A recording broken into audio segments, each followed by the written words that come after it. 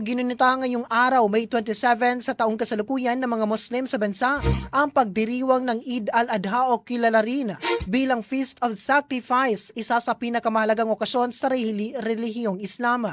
Sa isinagawang Eid prayer at kutba o sermon, ibinahagi ang kahalagahan ng udhiya o pag-aalay ng hayop gaya ng kambing, baka o kamelyo bilang paggunita sa pananampalataya at pagsunod ni Prophet Ibrahim sa utos ng Allah Subhanahu wa Ta'ala. Ipinaalala rin na ang pag-aalay ay hindi obligado, kundi isang voluntaryong gawain para lamang sa may kakayahan. Binigyang diin din sa mensahe ng kutba ang kahalagahan ng pagkakaisa, pagpapatawad at pag-ayos ng hidwaan sa loob ng pamilya, lalo na pagkatapos ng pagdiriwang ng Eid.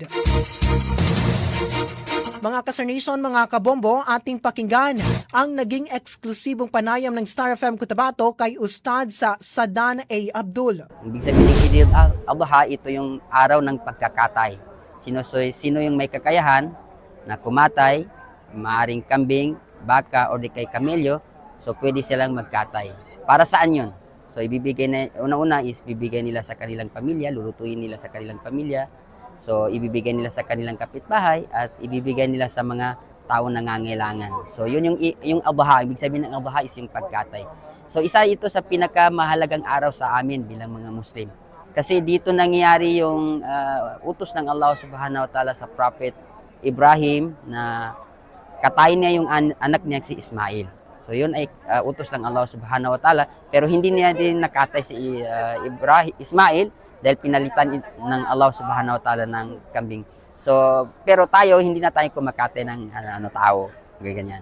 So, ang kinakate natin is kung ano yung kaya natin. Kambing, baka, o di kay kamelyo. So, ito hindi to obligado.